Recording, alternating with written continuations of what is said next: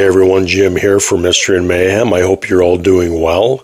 Here it is a few days into February, and I've yet to do an update for my own event, Holmes is Where the Heart Is. And along with Greg from Another Bibliophile Reads, Mark from Book Time with Elvis, and Randy from The Literate Texan. We're all co-hosts for this awesome Sherlock Holmes event, which I think everybody seems to be excited about. So yeah, I'm going to do an update on what I've been reading. So the first week, as you probably already know, it was for to read one of the Arthur Conan Doyle Sherlock Holmes novels, the long canon. Now I read The Sign of the Four. We all decided to do a buddy read of The Sign of the Four. The Sign of the Four has an interesting history. It's the second novel that Arthur Conan Doyle wrote about Sherlock Holmes. Now, it didn't do very well when it first came out, but it was commissioned by Joseph Marshall Stoddart, who was the publisher of Lippincott's magazine in the United States. Now, he came over to Britain looking for talent, and he organized a dinner.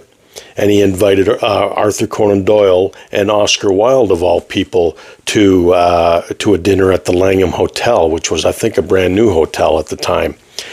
And he commissioned Arthur Conan Doyle to write a new Sherlock Holmes story, and for Oscar Wilde to write a new book, and which turned out to be The Picture of Dorian Gray.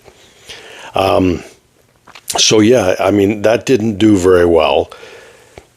And I think probably Arthur Conan Doyle just said, "Oh, I've got these two characters, you know, I can do a story up about them easily."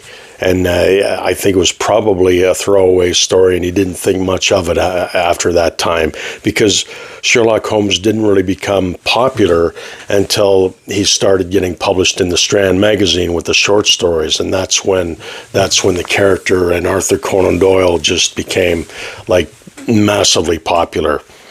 So yeah, I read that, and I am in the middle of reading The Hound of the Baskervilles. I thought I'd kind of fit that in there too.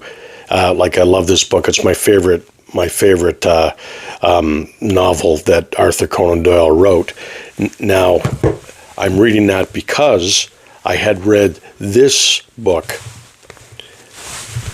this last weekend, called Sherlock Holmes Was Wrong by Pierre Bayard. Now this basically takes the story of the Hound of the Baskervilles, and he unravels all of Sherlock Holmes' solutions to the mystery. And he comes up with an entirely different antagonist for the story. And it's very, very interesting, all the stuff that he talks about and the things that he debunks from the original story, The Hound of the Baskervilles. And he also proposes the idea in this book that Sherlock Holmes is a real person that can step from his fictional world into our real world and back and forth, and that he is basically the master of his own destiny, Sherlock Holmes. He's become so huge, so big, that even Arthur Conan Doyle couldn't kill him and keep him dead. So yeah, very, very interesting book. And if you're any kind of a Sherlock Holmes reader or fanatic or scholar, this book is highly recommended. It should be on your shelves. Now, aside from them, since this next week, the week we're into now, is reading the short canon, the short fiction of Sherlock Holmes, Arthur Conan Doyle.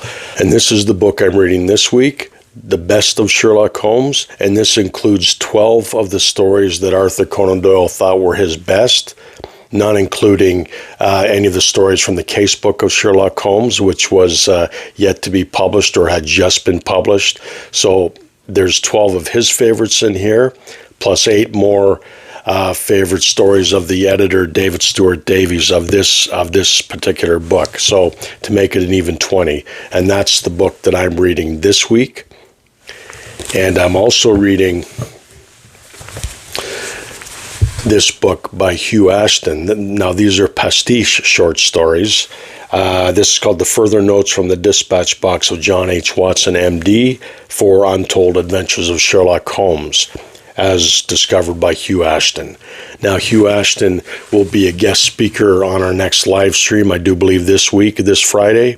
So if you feel so inclined, tune into the live stream on Friday, and you can see, get some questions ready for Hugh Ashton and talk to him and hear him talk about his Sherlock Holmes stories that he's written. So yeah, that's it. I want to let you know that I have a Discord channel for the Holmes is Where the Heart Is event. I've set one up. I will put the link down below if you want to come by and talk about the stories you're reading, or just talk about Sherlock Holmes or mysteries in general. It's also my own Discord, but you'll see the category for Holmes is Where the Heart Is there, and it's divided up into each week. So that should be interesting. I hope you drop by and check that out. Yeah, that's it for now. I'm going to do a video regarding Criminali's Wasted Weekend. I have a few books that I want maybe get you guys to help me choose which one I should read for the weekend of February 17th and 18th, and that will probably be in my next video. So yeah, that's it for now. I hope you guys are doing well. You take care, and I'll talk to you soon. Keep reading.